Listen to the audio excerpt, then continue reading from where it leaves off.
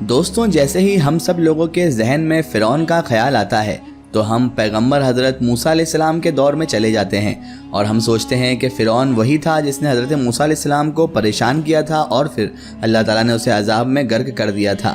لیکن ناظرین محترم، یہاں ہم آپ کو بتانا چاہیں گے کہ فرعون صرف ایک نہیں تھا بلکہ کئی فرعون گزرے ہیں، اور ناظرین محترم یہ صرف ایک اسپیسیفک علاقے یعنی مصر پر ہی حکومت کرنے والے فرعونوں کی میں بات کر رہا ہوں۔ آپ کی جانکاری کے لیے ہم آپ کو بتاتے چلیں کہ مصر پر فرعونوں نے تقریباً 3300 سال تک حکومت کی ہے، اور کل ملا کر تاریخ میں 33 فرعون گزرے ہیں، یعنی 33 فرعون گزرے ہیں۔ ہر فرعون کو تقریباً 100 سال کا اقتدار یعنی حکومت اسے ملی تھی، جبکہ حضرت موسیٰ علیہ السلام کے ساتھ آخری فرعون کا جو مقابلہ ہوا اس میں فرعون کو شکست حاصل ہوئی اور اللہ تعالیٰ نے فرعون کو پانی میں غرق کر دیا، اور اسی کے ساتھ ساتھ فرعون کی نسل بھی غرق ہو گئی، جس کے بعد فرعون کی جو یہ مہم چل رہی تھی یہ ختم ہو گئی، یعنی سارے کے سارے فرعون ختم ہو گئے، اور ریت نے بھی ان کے ان محلات کو ڈھانک لیا، اور پھر یہ محلات ریت کے چھوٹے بڑے ٹیلے بن گئے۔ لیکن دوستوں، حال ہی کی نیوز کے مطابق فرعون کے محل کے بارے میں ایسے حقائق، ایسی حقیقتیں سامنے آئی ہیں جو ہم سب کو حیران کر دینے کے لیے اور چونکا دینے کے لیے کافی ہیں، اور آج کی اس ویڈیو میں دوستوں ہم یہی حقائق آپ لوگوں کو بتانے جا رہے ہیں، اور ساتھ ہی ساتھ ہم آپ کو یہ بھی بتائیں گے کہ فرعون نے اپنا محل کیسے بنایا تھا اور اس محل کا پھر کیا حال ہوا اور اس کا بھی کیا حال ہوا۔ ناظرین محترم، حضرت موسیٰ علیہ السلام کے دور کا جو فرعون تھا وہ بہت ہی ظالم اور جبر والا حکمران تھا، اور اپنے غرور کی وجہ سے وہ خدائی دعویٰ کہتا تھا اور خود کو خدا بھی کہلواتا تھا۔ مصر میں اس وقت 2 قبائل تھے، جس میں سے ایک نبطی اور دوسرا قبطی تھا۔ نبطی بنی اسرائیل تھے، اور اس دور کے فرعون کو بتایا گیا کہ بنی اسرائیل میں ایک ایسا بچہ پیدا ہوگا جو تیری بادشاہت کو للکارے گا اور تجھے اور تیرے پیروکاروں کو صفحہ ہستی سے مٹا دے گا، یعنی ختم کر دے گا۔ چنانچہ پھر فرعون نے نبطیوں کا قتل شروع کر دیا، یہاں تک کہ پھر اسی کے لوگوں کو یعنی فرعون کو ماننے والے لوگوں کو ہی آواز اٹھانا پڑی کہ اگر یہ لوگ سارے کے سارے مار دیے جائیں گے تو ہمارا کام کاج کون کرے گا، لہٰذا اس کے بعد یہ قتل عام کم کر دیا گیا۔ لیکن پھر وہی بچہ اللہ کے حکم سے پیدا ہوا جس نے فرعون کا خاتمہ کرنا تھا، اور وہ حضرت موسیٰ علیہ السلام تھے جو فرعون کے گھر میں ہی پلے بڑھے، اور پھر آپ علیہ السلام کو اللہ تبارک و تعالیٰ کی جانب سے نبوت سے سرفراز کیا گیا تاکہ آپ اس خدائی دعویٰ کرنے والے فرعون کو بتائیں کہ اللہ تعالیٰ تو بس صرف ایک ہی ہے۔ نبوت کے مقام پر سرفراز کرنے کے بعد اللہ تبارک و تعالیٰ نے حضرت موسیٰ علیہ السلام کو حکم دیا کہ جاؤ اور جا کر فرعون کو نرمی سے توحید کی دعوت دے دو، شاید وہ راہ راست پر آ جائے، اور اسے بنی اسرائیل پر مظالم بند کرنے کی اجازت دو، یعنی وہ جو ظلم کر رہا ہے اسے بند کرنے کا اسے حکم دو، اور یہ کہو کہ بنی اسرائیل کو وہ آزاد کر دے۔ یہ حکم ربی پانے کے بعد حضرت موسیٰ علیہ السلام اپنے بھائی حضرت ہارون علیہ السلام کو لے کر پہلے تو اپنی قوم کے پاس آ گئے اور انہیں تسلی دے کر کہ اب تم لوگوں کی آزمائش کے چند دن ہی رہ گئے ہیں۔ اس کے بعد فرعون کے دربار میں تبلیغ حق کے لیے چلے جاتے ہیں۔ موسیٰ علیہ السلام فرعون سے کہتے ہیں کہ ہم خدا کے پیغمبر ہیں اور تمہیں اللہ کو ہی یکتا ماننے کی دعوت دیتے ہیں۔ اس پر وہ ہنسنے لگا، ٹھٹھے کرنے لگا اور کہنے لگا کہ خدا تو میں ہوں، معاذ اللہ، جس پر حضرت موسیٰ علیہ السلام نے کہا کہ خدا وہ ہے جو موت اور زندگی دینے پر قادر ہے۔ وہ کہتا ہے لو یہ کام تو میں بھی کر کے دکھا دیتا ہوں۔ اس کے بعد فرعون 2 آدمیوں کو بلاتا ہے، کہتا ہے اسے میں زندہ رکھوں گا اور دوسرے کو موت دے دوں گا۔ وہ ایسا ہی کرتا ہے۔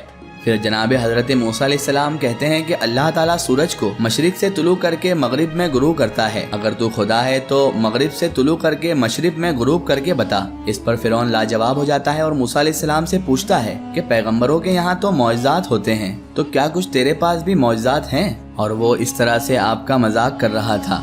موسیٰ علیہ السلام نے اپنا ہاتھ بغل میں ڈالا اور جسے جب نکالا تو ہاتھ سورج سے زیادہ چمک رہا تھا۔ پھر آپ حضرت موسیٰ علیہ السلام نے اپنا عصائے مبارک زمین پر ڈالا جو کہ اژدہا بن گیا، یعنی سانپ بن گیا۔ فرعون نے کہا یہ تو جادو ہے، اب ایک کام کرو تم فلاں دن آؤ، میں بھی اپنے جادوگروں کو بلاؤں گا، ان سے تم مقابلہ کرنا۔ چنانچہ مقررہ دن پر، جس دن مقرر کیا گیا تھا اس دن پر ملک کے نامور جادوگر آ گئے اور موسیٰ علیہ السلام بھی پہنچ گئے۔ فرعون کے جادوگر اپنے ساتھ رسیاں لے کر آئے تھے، اور فرعون کے حکم سے جیسے ان جادوگروں نے رسیاں زمین پر پھینکی تو وہ جادو کے علم سے سانپ بن گئیں۔ تو موسیٰ علیہ السلام قدرے پریشان ہوئے تو فوراً وہی نازل ہوئی، اے موسیٰ اپنے عصا کو زمین پر پھینکو۔ جب حضرت موسیٰ علیہ السلام نے اپنا عصا زمین پر رکھا تو وہ ایک بہت بڑا اژدہا بن کر ان تمام تر جادو والے سانپوں کو کھا گیا۔ जादूगर समझ गए कि हजरत मूसा अलैहिस्सलाम कोई जादूगर नहीं है बल्कि अल्लाह ताला के सच्चे नबी हैं। लिहाजा वो जादूगर फौरन इन पर ईमान लाकर मुसलमान भी हो गए। फिरौन कहने लगा, ए जादूगरों, तुमने मेरी इजाजत के बगैर ही इसे पैगंबर मान लिया। लिहाजा उसने उन्हें यानी जादूगरों को कत्ल करने का हुक्म दे दिया। हजरत मूसा अलैहिस्सलाम ने फिरौन और इसके दरबारियों को दावत तौहीद दी कि एक खुदा को मानो। फिरौन उनका मजाक उड़ाता रहा और फिर बिल आखिर जब मूसा अलैहिस्सलाम उससे तंग आ गए तो फिर बनी इसराइल को आज़ाद करने को कहा, लेकिन वो नहीं मानता था। फिर अल्लाह ताला ने फिरौन और उसकी कौम पर मुख्तलिफ अजाब भेजे, जिनमें से एक अजाब पीने वाले पानी के खून बन जाने का था। ये लोग एक ही कुएं से पानी लाते थे, लेकिन जैसे ही फिरौन की कौम के लोग पानी पीने लगते थे तो वो खून बन जाता था, जबकि बनी इसराइल के बर्तनों में वो आम पानी ही रहता था। हत्ता कि फिरौन की कौम के लोग बनी इसराइल से पानी मांगते और जैसे ही अपने बर्तन में उस पानी को डालते तो वो खून बन जाता।